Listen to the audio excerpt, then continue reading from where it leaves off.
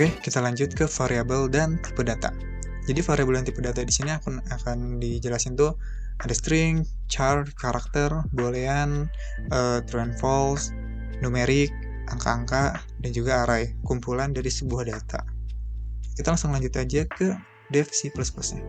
Oke, di sini udah ada program yang udah aku buat. Di sini kita ada karakter. Di sini adalah karakter A. Kalau karakter tuh cuman menggunakan satu tanda petik aja gitu. Kalau misalkannya string, itu kan menggunakan ini baru string. Cuman kalau di C++, ketika aku nyoba menggunakan string itu nggak ada gitu. Jadi di C++ tuh nggak ada program string. Ada kalau misalnya kita nge-include si library stringnya gitu. Jadi ini ada karakter. Karakter itu cuma ada satu karakter.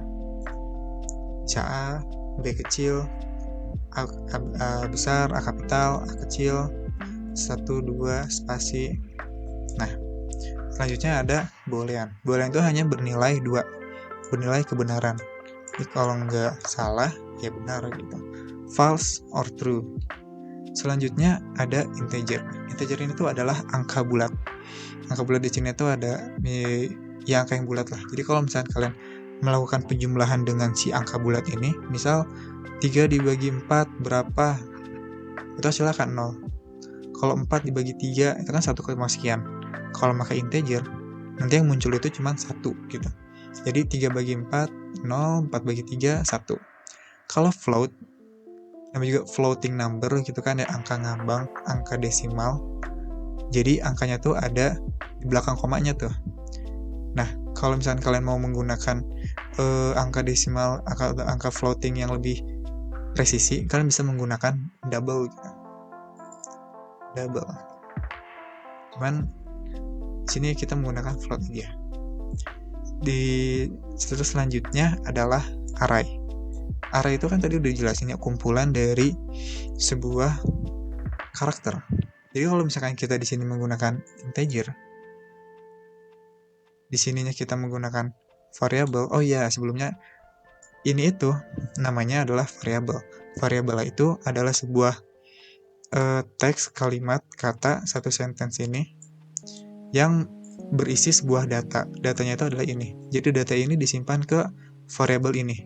Data false ini disimpan ke variabel ini. Data ini disimpan ke variabel ini. Yang menentukan si variabelnya ini itu bertipe data apa, itu adalah kata di depannya. Ini berarti karakter ini bertipe char, kebenaran ini bertipe boolean, angka bulat ini bertipe integer, angka desimal ini bertipe float gitu. Oke, kita lanjut. Di sini integer, di sini ada variabel arr, atau array gitu. Dan di sini adalah di mana array itu tercipta. Ketika kita menggunakan tanda kurung kotak ini dan kita isikan dengan berapa banyak si variabel berapa banyak isi daripada si array yang ingin kita buat. Misal kita ingin ngebuat 5 array menggunakan integer bilangan bulat. Di sini kita buat 1, 2, 3, 4, dan 5. Dan ini jadi array, kumpulan dari data-data. Selanjutnya, ketika kita ingin mengeluarkan atau mengeluarkan ke terminal karakter out, itu kita bisa menggunakannya tuh tinggal sebutin aja si variabelnya, karena si variabel ini tuh berisi di nilai-nilai ini. Jadi nanti yang keluar itu adalah ini, false, karakter A, angka 34, bilangan 2,8, dan juga si array ini. Nah, untuk memanggil si array itu kalian bisa menggunakan arr, mengambil si variabel ini, dan tanda kurung kotak ini tuh nyesuaiin dengan si urutan daripada si ininya nih, isinya. Jadi kalau misalkan kalian mulai dari, jadi ini tuh angka 1 tuh urutannya mulai dari 0. Ini 0, 1, 2, 3, 4. Jadi ini akan muncul angka 5, di sini nanti akan muncul angka 4. Buat yang sebelumnya bingung, kan sebelumnya tuh di sini ditulisnya tuh std.2 cout, tapi sekarang nggak ada. Karena si std ini tuh sama aku tuh ditaruh di sini using namespace std.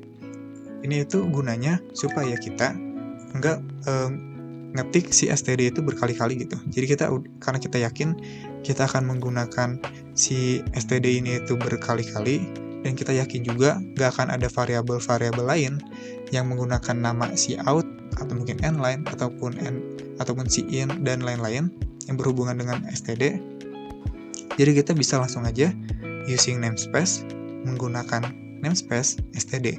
Jadi apapun yang menggunakan namespace STD itu udah nggak perlu ditulis lagi STD titik dua kali. Oke, kita coba langsung eksekusi aja, kita compile dan run. Nah, sesuai dengan yang tadi dibilang. Di sini muncul A, di sini itu muncul false. False itu kan 0 ya. Kalau misalkan dalam biner, 1 itu berarti true dan 0 itu berarti false. Jadi 0 muncul.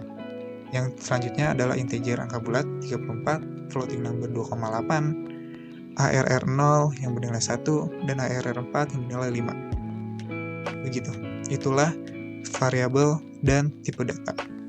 Tipe data itu ada banyak dan bervariasi. Cuman ini adalah tipe data yang paling umum. Tipe data yang emang mendasari dari tipe data lainnya gitu. Ada tipe data yang kayak byte, yang isinya tuh cuman 256 aja gitu. Jadi cuman ya bisa sejauh 2 sampai 256 aja gitu isi range-nya. Kalau si integer itu kan range-nya lebih luas daripada si byte. Nah, gunanya itu menggunakan byte atau integer, atau ada satu lagi tuh long gitu. Itu adalah kalau misalkan kita menggunakan data yang nggak mau lebih dari si angka itu. Misal kalau misalnya kita mau menggunakan umur gitu. Kalau kita pakai integer umur, itu kan kita bisa isi sampai 1 juta lebih. Kan nggak ada gitu orang yang umurnya 1 juta lebih gitu kan. Jadi biasanya untuk umur tuh kita menggunakannya tuh byte. Sedangkan kita biasanya itu menggunakannya byte, karena byte ini kan cuma sampai -256 sampai ke 256. Oke, itulah untuk variabel dan tipe data. Oke, selanjutnya kita akan ngebahas mengenai operasi. Jadi operasi di dalam bahasa pemrograman tuh, di dalam C++ juga, itu ada 3. Itu ada operasi matematika, perbandingan, juga dengan boolean.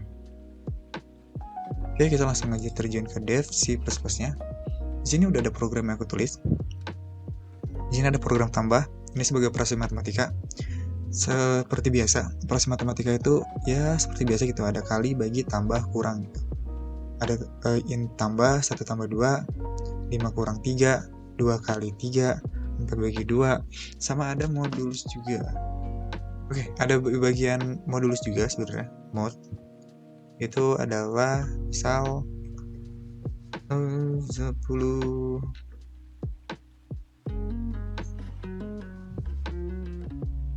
mod 100 dengan 10 deh, 9 misal mod dari 11. Lanjut lagi yang ada increment juga, itu adalah penjumlahan. Jadi misal 1 plus cuma ada decrement, misal 3 min, ternyata error. Oke, di sini ada increment juga, ada decrement juga, yang dimana increment ini tuh menjumlahkan tambah 1 gitu. Jadi kan ada tambah 1 tambah 2 itu kan 3. Kalau di sini itu nanti jawabannya itu adalah 4 gitu. Dan kan kalau misalkannya di sini nanti jawabannya itu adalah 2. Jadi minus tuh jadi si tambah minus 1 kali, ini tambah 1 kali gitu. Itu adalah increment dan decrement. Kalau modulus itu adalah sisa bagi, 9 bagi 11 sisa 3. Seharusnya begitu. Operasi perbandingan. Nah, di operasi perbandingan ini itu ada 1, 2, 3, 4, 5, 6. Ada 6 operasi. Yang pertama itu adalah lebih. 2 lebih dari 1. Nah, ini adalah program buat perbandingan lebih dari. Ada juga yang lebih dari sama dengan, 2 lebih dari sama dengan 1. Kalau 2 lebih dari sama dengan 2, nanti jawabannya akan true juga. Atau hasilnya itu nanti 1, itu true, itu dalam biner. Dan juga ada kurang dari, 1 kurang dari 2, ada kurang sama dengan 1 kurang dari sama dengan 2, ada sama dengan 1 sama dengan 1. Kenapa sama dengan? Ini tuh artinya ya sama dengan si 1 ini bernilai sama dengan si 1 ini. Jadi 1 sama dengan 1. Dan tidak sama dengan. Jadi karakter si Y kecil ini tidak sama dengan si karakter Y besar ini. Ini semua nanti hasilnya akan 1-1 atau enggak truth gitu. Selanjutnya itu adalah Boolean. Operasi Boolean. Operasi Boolean itu adalah operasi kayak semacam logic gates gitu. Ini adalah operasi untuk AND, ini OR, dan ini adalah NOT. Jadi si lebih, si ini yang tadi nilainya true, dan kurang yang nilainya true, kurang dari yang nilainya true, nanti akan menghasilkan hasil yang sama gitu, karena akan menghasilkan hasil yang true juga, karena truth dan truth itu hasilnya akan truth, sedangkan truth atau truth itu hasilnya akan truth juga gitu. Di sini juga boolnya itu tidak, kurang lebih. Nah, ini udah ada program untuk mengeluarkan si jawabannya. Kita akan lihat apakah sesuai. Kita kecilin dulu. Oke, kita langsung jalankan. Nah, di sini ditambah 1 tambah 2 itu kan 3, benar. Dikurang 3 kurang 3, 2, benar. 2 kali 3, 6, 4 bagi 2. Kedua, in mod 9 modulus 11 itu belum ditulis. Dan di sini misal yang lebih itu 2 lebih dari 1, lebih sama itu lebih sama dengan 2 lebih dari sama dengan 1, ini hasilnya terus mod. Karena emang ini didesain untuk truth sampai tidak sama dengan. Dan yang terakhir ini adalah dan atau tidak. Jadi and truth dan truth hasilnya truth, benar. Truth atau truth hasilnya juga truth. Dan ketika si bilangan truth ini dinotkan, maka hasilnya akan 0. Tadi masih ada yang belum tertulis, yaitu adalah program buat si mod, increment, dan decrement. Kita akan tulis mod, increment,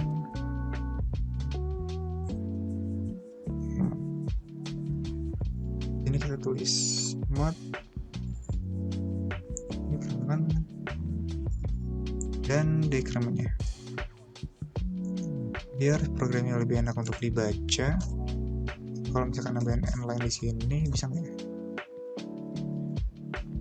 Begitu compile, error. Kita coba si out, n-line, compile, dan tidak error. Jadi di sini juga dipasang si out, n-line, langsung kita eksekusi. Nah, seperti yang tadi udah dibilang, di sini kok si incrementnya 3, si decrementnya kok 4. Kenapa sih?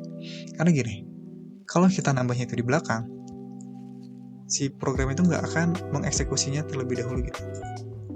Si program ini tuh nggak akan langsung nambah, karena kita nambahnya kan di belakang. Jadi ketika program ini lewat, si increment dapat nilainya itu tetap 3, dan di decrement si tambahnya ini itu udah bernilai 4 gitu. Jadi awalnya dia masuk ke sini dulu, tambahnya ini masuk ke increment, si variabel increment ini akan menerima nilai 3 dari sini. Oke? Lalu ditambah 1 kali. Ketika dia nambah 1 kali, masuklah ke sini. Ini kan ada tambah juga. Tambah yang di sini nilainya itu udah bukan 3, tapi udah 4. Tambah di sini yang nilainya 4, langsung pindah ke sini. Si di decrementnya. Di decrement ini nilai tambahnya tadinya udah menjadi 4, dia masuk ke sini dan ya nilainya pun menjadi 4. Lalu kenapa di decrement itu nilainya 4? Supaya lebih ini, kita naruhnya tuh di sini coba. Dan supaya nggak tumpang tindih, kita pakai kurang aja, jangan pakai tambah. Jadi ininya minus kurang Oke, kita eksekusi. Nah, 5 kurang 3 itu 2, di sini kurang-kurang, dikreman jadi 1. Yang ditambah tadi 1 tambah 2 itu 3, langsung ditambah di sini, hasilnya langsung 4. Beda dengan yang tadi, hasilnya itu 3 dulu, baru di dekremen ternyata menjadi 4 gitu, nggak jadi 2. Karena ya seperti tadi udah dijelaskan. Oke, selanjutnya kita lihat di sini. Kalau misalkan kita mau ngelihat ini itu apakah benar-benar seperti N, ini benar-benar seperti OR, kita akan coba dulu si ininya nih, kita jadiin false. Dengan kata lain, kalau misalkannya salah satu programnya itu bernilai 0 atau bernilai salah, bernilai false, maka si gerbangnya itu akan bernilai false juga, karena kan gerbang N gitu. 1 ditambah 0 sama dengan 1 di N kan dengan 0, maksudnya sama dengan 0. Kita eksekusi, salah. Nah, hasil dari sidangnya itu adalah 0. Sedangkan kalau misalkan jadi atau jadiin false dan kita compile, hasilnya pasti akan tetap 1. Karena itu adalah gerbang OR. Kalau misalkan kita ganti ini menjadi false juga, maka si atau baru akan bernilai 0. Seperti itu. Jadi itulah yang dimaksud dengan operasi matematika di sini. Tambah, kurang, kali, bagi. Increment, decrement. Operasi perbandingan juga yang lebih sama dengan, lebih dari, lebih sama dengan, kurang dari, kurang sama dengan, dan tidak sama dengan. Di sini juga tadi yang dan itu ada kesamaan seperti operasi logic gates and, ini seperti logic gates or, dan ini seperti logic gate not. Tadi masih belum dijelaskan itu adalah tentang modulus 9 dan modulus 11. Nah, misal 13 modulus 11. Kita jalankan, hasilnya harusnya 2. Nah, modnya itu kan di sini nih, bernilai 2 nih. Bernilai 2. Karena 13 dibagi 11 itu 1, menyisakan angka 2. Kalau misalkannya 23 bagi 11 itu kan bernilai 2, menyisakan 2 juga, atau kan 4 deh. 24 bagi 11 itu hasilnya 2, menyisakan angka 2. Kita jalankan, maka hasilnya angka 2, angka 3. Nah, enggak deh, bener 2. Oh iya ya, 22 bagi 11, 2, sisa 2. Kalau misalkan ternyata ini kita ganti jadi 25, hasilnya baru deh 3 gitu. Sorry ya kalau misalkannya kalkulasinya rada salah. Nah, hasilnya modulusnya sama dengan 3. Itulah modulus. Oke, operasi matematika tadi sudah dijelaskan, operasi perbandingan juga sudah dijelaskan, juga dengan operasi boolean. Oke, kita lanjut nih ke kondisi. Jadi dalam sebuah bahasa program tuh ada yang namanya kondisi gitu. Kondisi di mana kita harus memilih apakah si program itu akan dijalankan atau enggak. Dan kondisi yang biasanya digunakan tuh ada 2, if else sama dan juga switch gitu. Kita langsung aja ke programnya. Nah, ini misal di sini tuh ada sebuah nilai gitu. Di sini ada nilainya Andi, nilainya Budi, juga nilainya Caca. KKM-nya tuh ada 75. Di sini kita misal mau membuat sebuah program yang secara umum bisa digunakan untuk si 3 orang ini. Kita coba aja nilai. Jika si nilai ini itu nilainya lebih dari sama dengan, lebih dari KKM, maka programnya akan mengeluarkan sebuah kata-kata, misal apa ya, congrats gitu, congratulations, congrats, kamu bisa mata kuliah ini.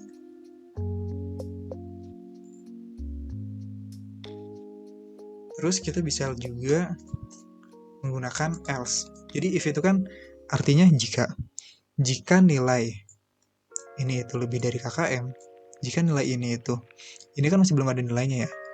Jika nilai ini itu diisi dan si isi daripada nilai itu lebih dari KKM, maka akan mengeluarkan program ini.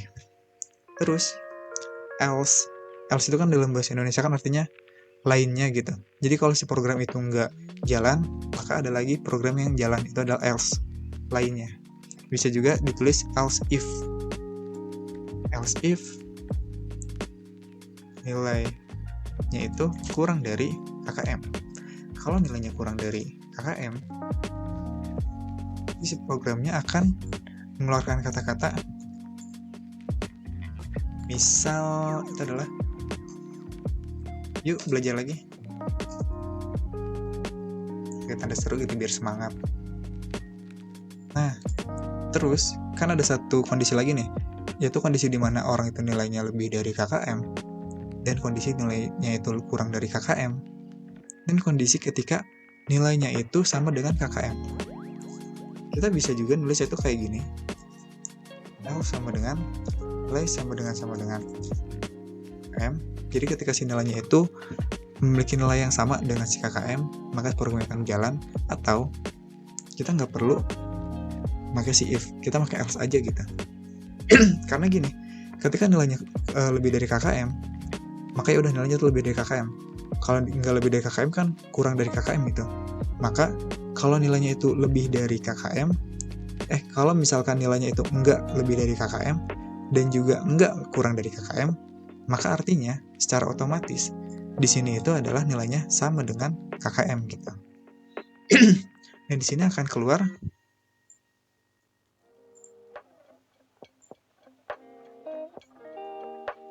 nilai sama dengan KKM. Oke. Di sini kita mau nguji dulu si nilainya tuh pakai nilainya si Andi. Nilainya Andi. Oke, programnya kita jalankan.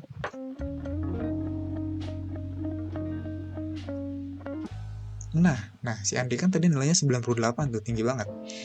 Karena nilainya lebih dari KKM, makanya keluar adalah ini, congrats, kamu bisa mata kuliah ini. Terus kalau kita pakai N nilainya si Budi, yang keluar adalah yuk belajar lagi.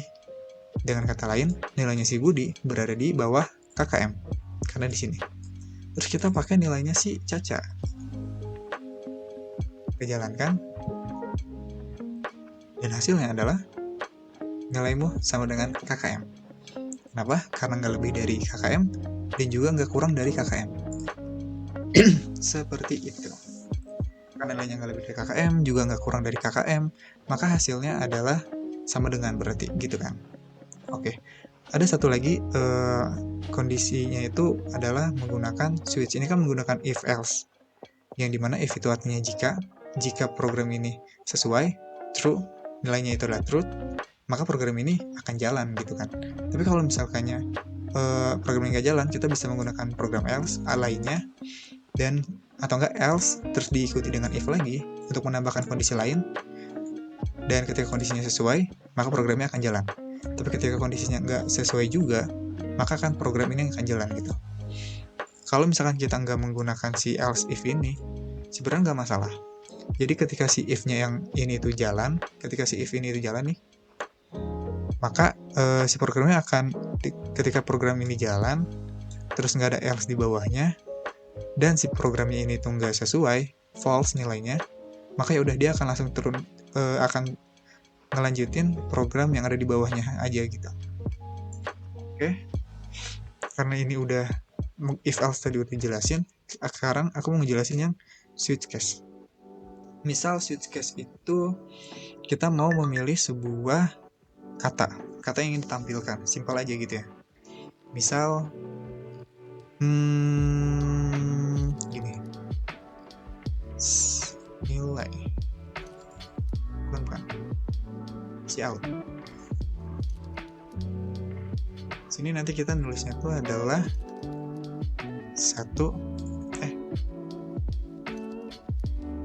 kan kata yang ingin ditampilkan.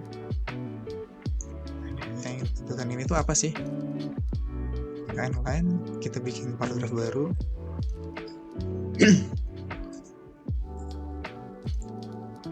Satu, itu adalah kata ayam.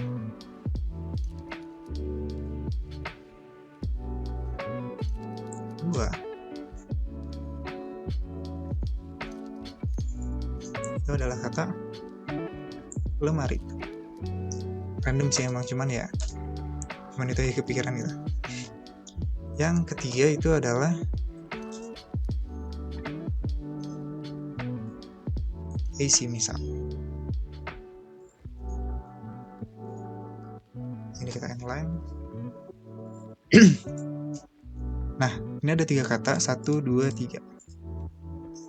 Di sini kita akan ngebuat, tapi sebelumnya ini programnya kita matiin aja supaya nanti nggak jalan.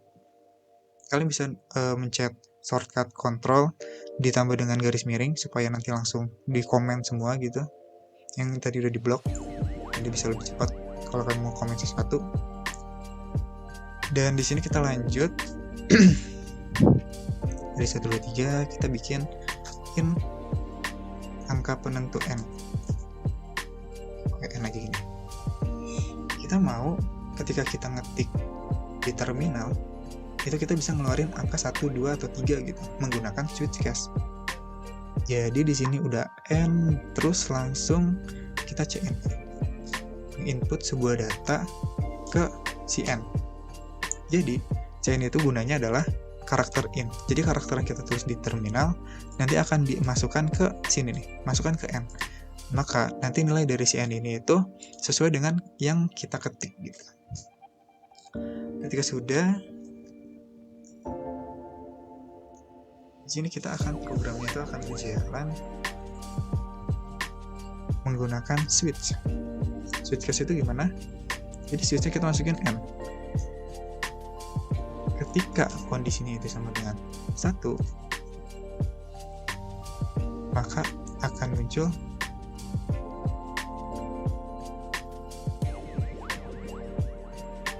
kedua, yang muncul adalah lemari. Ketika 3, yang muncul itu adalah IC. Nah, dari sini itu kalau misalkannya nanti si n itu ternyata nanti ternyata si n itu nggak memiliki nilai, maka nanti kita bisa menggunakan default. Default ini itu gunanya untuk mengeluarkan nilai yang kalau misalnya si n itu nggak sesuai gitu. Jadi emang dari dasarnya itu nilai ini akan keluar. Oke, sebelumnya di sini juga kita masukkan program break supaya programnya nggak terus-terus berlanjut gitu. Oke, kita coba compile. Ini belum pakai ini juga belum. Kita coba break. Oke, kita jalankan. Oke, tentukan kata yang ingin ditampilkan. 1, 2, atau 3. Kita coba mau nampilin lemari. Kita mencet 2, dan yang muncul adalah lemari. Jika kita nyoba ulang lagi, kita mau munculin kata IC, kita tinggal mencet 3. Yang muncul IC. Terus kalau misalkan kita mau ngeluarin angkanya yang lain di luar dari 1, 2, 3, itu nanti akan kan tidak ada nilai. Kita kan masukinnya angka A ya, sedangkan itu integer. Dan di sini kita cuma nerima case-nya itu 1, 2, dan 3. Karena si A ini itu tidak termasuk dalam 1, 2, dan 3, maka si N itu dianggap tidak memiliki nilai. Kita bisa masukkannya juga tuh angka 4 misal. Maka silakan sama. Yang muncul itu adalah yang default, yaitu N-nya itu sebenarnya bukan tidak memiliki nilai ya, tapi si N-nya itu di luar daripada case yang sudah kita tentukan gitu. Karena kita menentukan case-nya itu si N-nya itu cuma pada angka 1, 2, dan 3. Jadi di luar angka ini tuh si programnya tuh akan menjalankan program default seperti itu. Kalau misalkannya di sini juga kita nggak pakai break, nanti si programnya itu akan terus jalan gitu ke bawah. Jadi inilah fungsi daripada si program break. Paling itu untuk penggunaan switch case. Jadi kalau misalkannya kalian misal membutuhkan data banyak tapi nggak mau pakai if, kan pakai if juga sebenarnya bisa ya. Kalau pakai if tuh yang ini kan switch case and case sama dengan 1, case 2, case 3. Itu kalau di if tuh sama aja kayak gini. Kalau m sama dengan 1. Terus lagi else if n sama dengan 2. Terus lagi misal else if n sama dengan 3. Terus else. Nah, di sini itu kan case 1. Di sini itu case 2. Di sini adalah case 3. Sedangkan yang di sini itu adalah case lagi. Ini adalah default. Nah, sebenarnya si program if ini dengan si program switch ini itu sama. Yang bedanya ini lebih ringkas aja gitu penggunaannya. Jadi kalian bisa milih nih di kondisi apa kalian tuh menggunakan if, dan ketika kalian bisa menggunakan switch, kalian menggunakan switch karena itu akan membuat program kalian jadi lebih ringan gitu, lebih enteng. Karena si lainnya juga jadi lebih ringan gitu. Paling segitu cukup buat si kondisi. Cukup segitu aja video pembelajaran e-learning kali ini. Sebelumnya, sorry kalau misalkan dari video pembelajaran tadi masih ada kebingungan dari kalian. Nah, kalau misalkan kalian masih ada kebingungan, bisa kalian isi aja di kolom komentar. Atau kalian bisa hubungin aku nih di nomor yang tertera di sebelah sini. Oke, terima kasih banyak bagi kalian yang sudah menyimak sampai akhir. Sekian, wassalamualaikum warahmatullahi wabarakatuh.